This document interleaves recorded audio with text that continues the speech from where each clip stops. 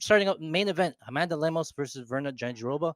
I'm going to take the dog in this, Amanda Lemos. And there's a couple of reasons why, and I'll tell you in terms of the stats here. First, I see Jandiroba is very similar to Mackenzie Dern.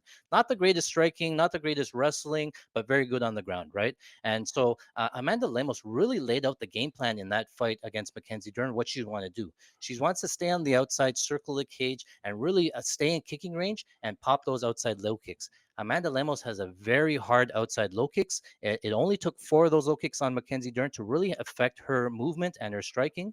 So the key in this fight is for Amanda Lemos to stay inside of that kicking range.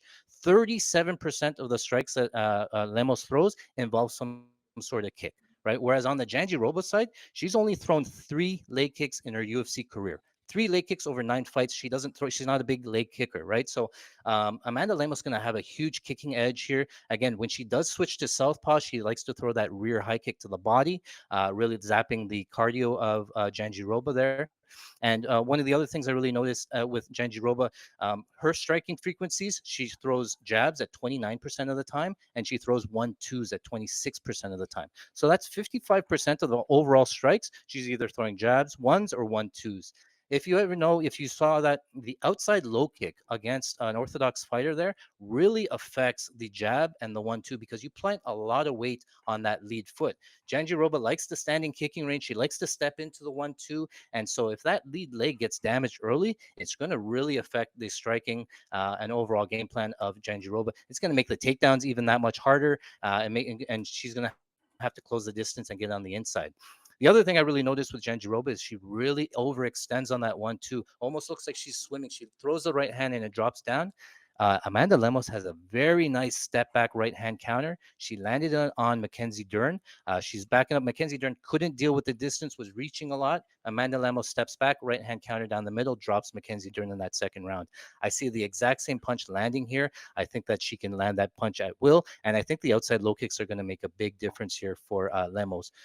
For Jandiroba, she's one of the better grapplers in the division, but she's going to have to get the fight down to the ground, really work on the ground control. The last 3 fights, she hasn't gotten the submission, but she has a lot of ground time.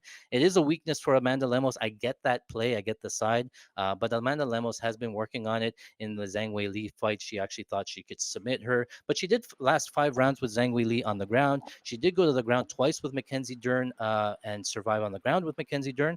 The other thing that I really wanted to show is that Amanda Lemos, when she is on the ground, um, 30% of the time she's in side control, or sorry, half guard. 26% she was in side control. She never gave up full mount, especially to somebody like Mackenzie Dern.